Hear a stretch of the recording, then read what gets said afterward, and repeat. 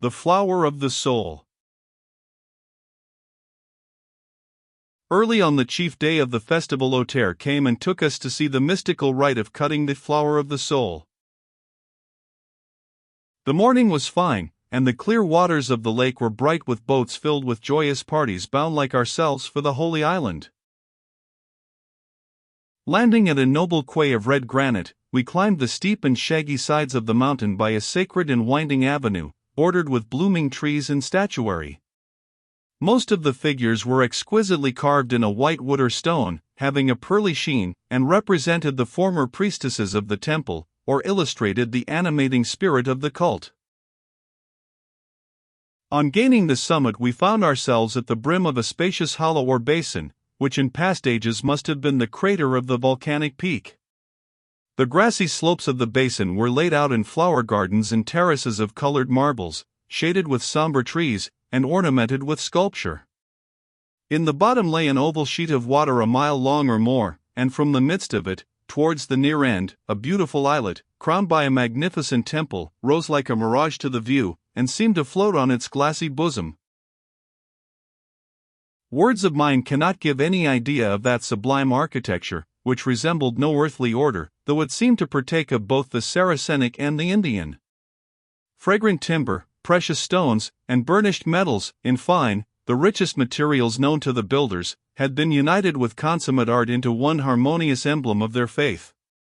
The first beams of the rising sun blazed on its golden roof and fretted pinnacles of diamond, and ruby, sapphire, topaz, and emerald, but the lower part was still in shadow. Nevertheless, we could distinguish a grand portal in the southern front, which faced the sun, and a broad flight of marble steps descending from it into the water, but the massive doors were shut, and not a soul was to be seen about the temple. As the worshippers arrived, they seated themselves on the turf amongst the flowering shrubs, or on the benches along the terraces, and either spoke in subdued tones, or preserved a religious silence. Oter led us to a kind of throne or stand facing the temple, and raised above the other seats, where his father, as chief of the community, sat in state. Dinus received us with his usual gracious dignity, and gave us chairs on his right and left hand. From this height we enjoyed a splendid panorama of the craterland, at least that portion which had already caught the sunshine. It lay beneath us like a picture, the surface rising in a series of zones from the central sea, which mirrored the serene azure and plume-like vapors of the heavens, through the sweet meadows, and the smiling gardens, to the luxuriant wilderness beyond, and we could plainly see the shadow of the bounding rampart shrink towards the south as the sun mounted higher and higher. It was a lovely dawn. A rosy mist hung like a veil of gauze over the southern sky, and from behind a bar of purple cloud, lined with gold, which rested on the summit of the cliffs, a coronet of auroral beams or crepuscular rays, blue on a pink ground, shot upwards, heralding the advent of the sun, and reminding me of the ancient simile of the earth as a bride awaiting the arrival of her lord. At length the first glowing tip of the solar disk peeped over the rim of the crater, and a deep low murmur, swelling to a shrill cry, ascended from the passive multitude.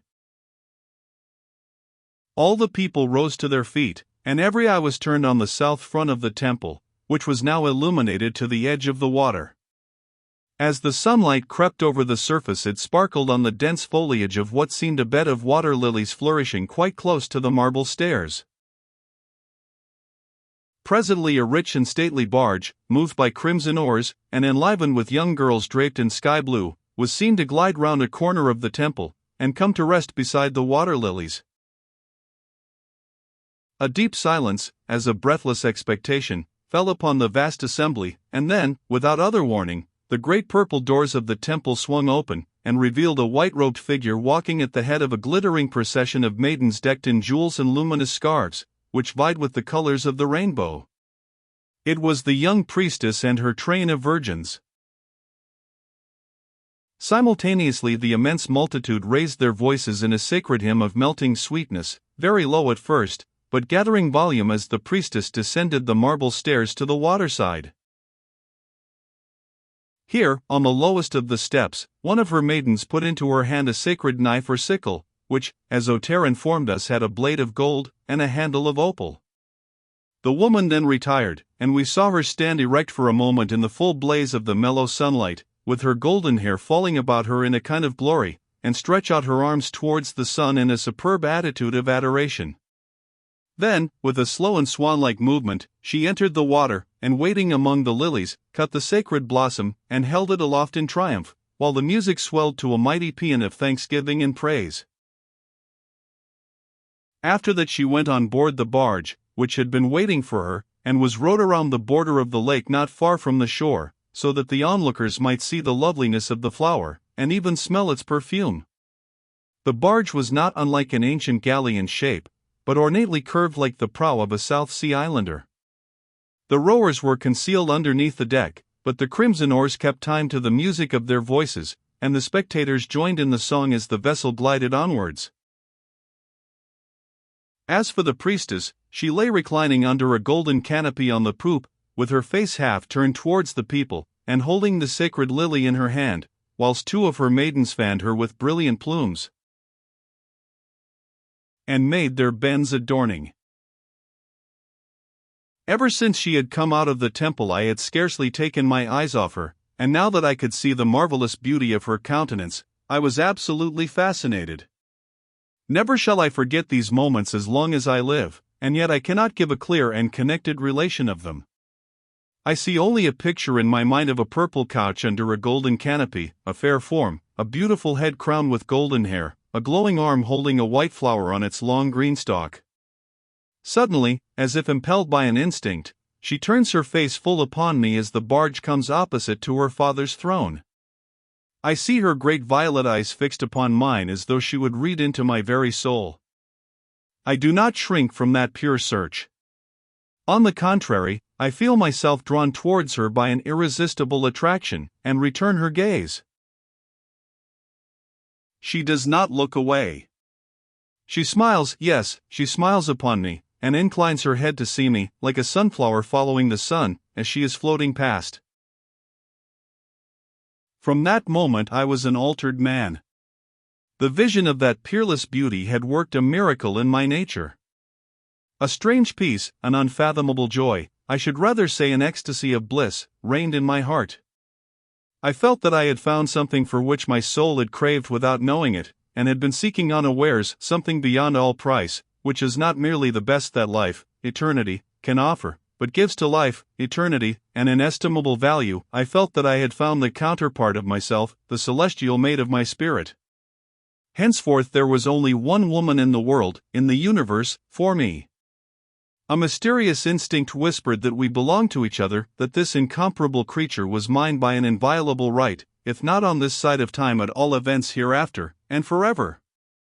I felt, too, that my own being had now completed its development, and burst into bloom like a plant under the vivifying rays of the sun. Exulting in my newfound happiness, and overcome with gratitude for it, I watched the receding boat in a sort of trance until the matter-of-fact voice of Gazin broke the spell. "Prettiest sight I ever saw in my life," said he to Auter. "Quite a living picture."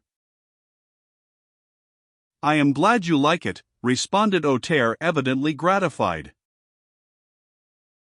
"But what is the good of it?" inquired the professor. "The good of it," rejoined the Venusian, "it is beautiful, and gives us pleasure." "Oh, of course, but what is the meaning, the inner meaning of it?" "Ah!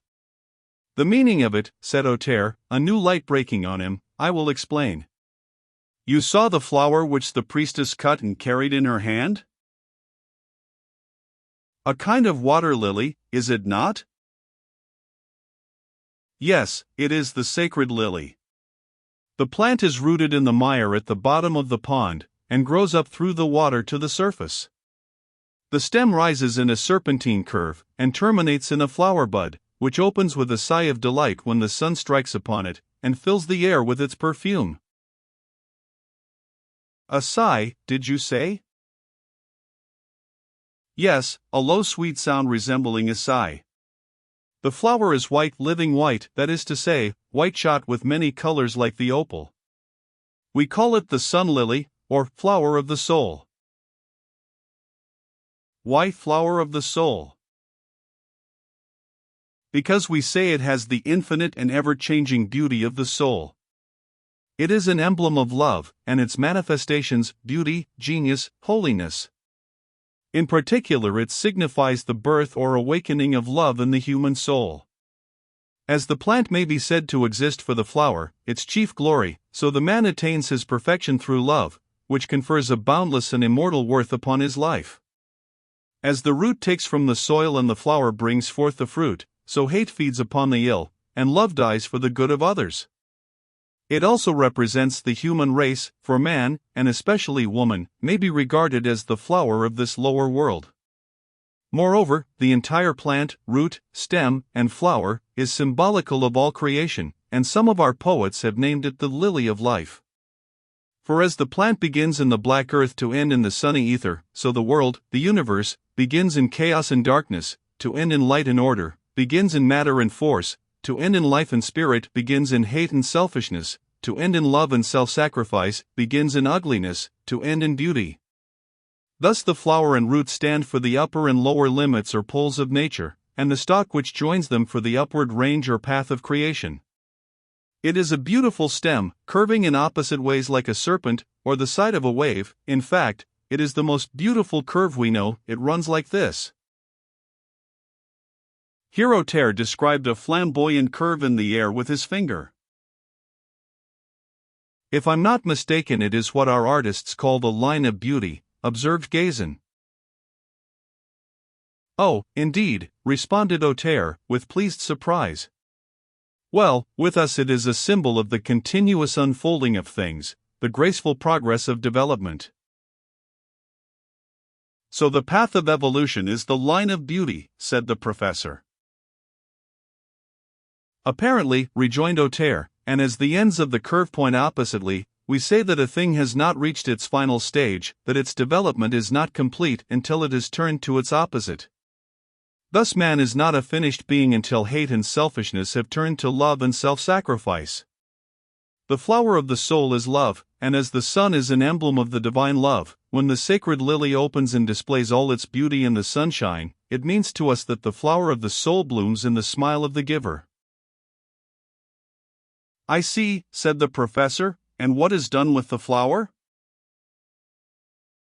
It is an offering, replied Auteur, and after the priestess of the lily, or priestess of the sun, as we call her, has shown it to the people, it will be treasured in the temple, and will never fade.